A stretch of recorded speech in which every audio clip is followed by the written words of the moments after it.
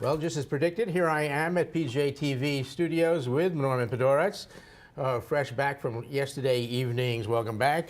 Great event at the Skirball Center, kind of debuting for Los Angeles, your new book, Why Are Jews Liberal? But let's go back to last night. What was your reaction to the event? Well, I was surprised at the enthusiasm of the size of the audience and at the enthusiasm it showed. It was very gratifying, to put it mildly, but I did not expect anything like that. Let's go to the book. One thing I noticed immediately reading it was that it's a sort of a book in two parts. Could you, explain that to the audience? Trying to answer the question, why are Jews liberals, I decided that it was necessary to go back to the beginning, that is, to the history of the evolution of Jewish political attitudes. And I start with the birth of Christianity. So the first half of the book is called How the Jews Became Liberals, and that is mainly a historical survey. The second half of the book goes into the question of why Jews have remained liberals, because my thesis is, my argument is that there was a major turning point in 1967, largely caused by the Six-Day War, in which there was a reversal of roles, whereas previously, as I illustrate in profuse detail in the first part, the forces that were sympathetic to Jewish emancipation and to the granting of civil liberties, civil rights to Jews in Europe and also in the United States tended to be on the left, and the forces that opposed Jewish emancipation and equal rights tended to be on the right. So it made perfect sense for Jews to, once they got into politics, and that happened in Europe and around the revolutions of 1848, it made sense for Jews to align themselves with the one or another party of the left. And even if they had wanted to join the right, they would have been unwelcome there. And those few Jews who did become serious conservatives tended to be converts to Christianity. Because this made sense, this commitment made sense for such a long time, I mean, nobody would have asked the question at a certain point, I would say up until the end of World War II, why are Jews liberals? Because the answer would have seemed self-evident. And the question has only been asked, and I've been asked it a million times. One of the reasons I wrote the book, finally got sick of trying to answer it in one sentence. Right. Yeah.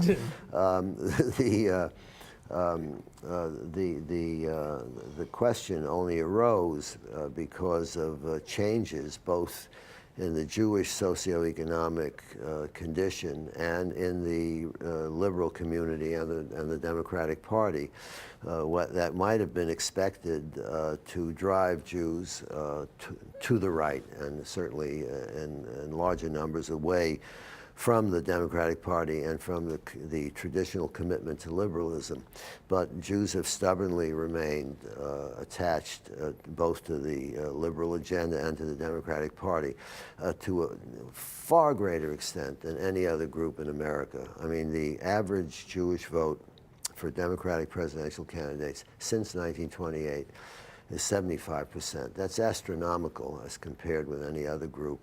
And, even in 2008, when you had a candidate running on the Democratic ticket who would have, had a long history of association with enemies of Israel and outright anti-Semites like the Reverend Jeremiah Wright, Rashid Khalidi, so there was every reason, there were other reasons too, for Jews to be wary of Obama.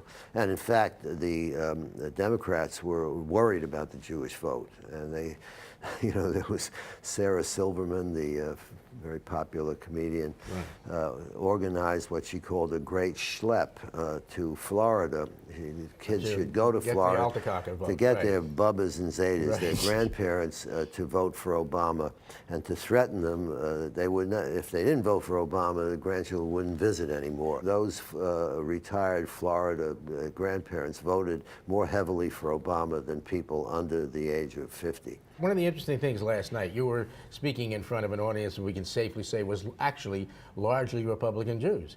I mean, not completely, I would imagine, but largely, and 400 or so of them, quite a large crowd. They were looking for hope, and I think that since putting away the last rewrite of your book, you saw some new light at the end of the tunnel. Is this true? Well, yeah, the book ends on an honest confession of pessimism. That is, I say in the book, I see no sign that the Jewish commitment to the left and to the liberal agenda and the Democratic Party, see no sign that this is going to change anytime soon. Since I finished the book, and that's at least a year, I have seen signs, faint, vague signs of what I call buyer's remorse among particularly some rich Jews I know in New York. Now, this is reflected, buyer's remorse is beginning to be reflected in the polls among independents. Obama's standing among independents has been sinking, and I suspect that this applies to at least some segments of the Jewish support for him. And you hear some grumbling, you hear some, maybe he wasn't exactly what we thought he was, what's he up to, what is on the, the spending, the medical, the Obamacare proposals, and also the foreign policy, particularly with respect to Israel. Now, I don't want to exaggerate this, and there's no hard evidence that nobody's polled the Jewish community on, since Obama's been in office, but I just get the feeling in the atmosphere that he is being exposed as what I call a false messiah. I mean, it wasn't I who invented the idea that he was a messiah, a messianic figure. Many people spoke of him in those terms, and I think a lot of people are beginning to see him as a false messiah. When you're disillusioned with a messiah, it's a more traumatic experience than being disillusioned with some ordinary politician. When I read your book, and correct me if I'm wrong here, I see Jews following the liberal faith, as what you could describe as the liberal Torah, no matter where the Torah goes. In other words, it's an evolving text that during the time of Kennedy was here and now is here. You could say it's 180 degrees remote from Kennedy. I mean, Teddy Kennedy's political views were the opposite, virtually, of Jack Kennedy's. And that was one of the reversals that I talk about. But to the Jewish community, it doesn't really matter. I mean, whatever happens to be the dictate of the liberal Torah, the Torah of liberalism, turns out to be an idea that Jews will heavily support. And you're right. I mean, in a certain sense, it doesn't matter what the substance is, as long as it's thought to be and called liberalism. I'm talking about issues like abortion, for example. If you look back 20 years, 30 years, and so on, before abortion became a liberal cause, you would have found heavy opposition to it, not just among Jews, but among in the population at large, and particularly among women. Now that's turned around completely. Most American women are in favor of choice, 75%, something like that.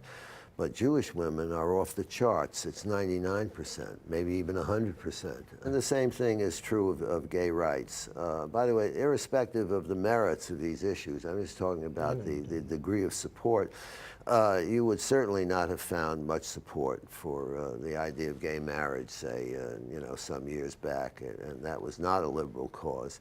Since it's become a liberal cause, the Jews are right there, heavily supporting it, and much more heavily than any other group in the population, because to support it means you're a good liberal, and they think being a good liberal is equivalent to being a good Jew. To the extent they care about being a good Jew, they identify it entirely with liberalism.